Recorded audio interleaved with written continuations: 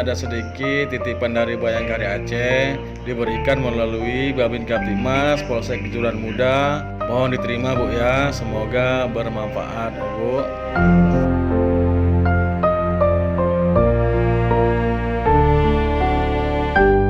Assalamualaikum Bapak. Ini ada sedikit titipan dari Bayangkari Aceh melalui Kanit Bimas Polsek Kejuran Muda. Mohon diterima ya Pak, semoga bermanfaat.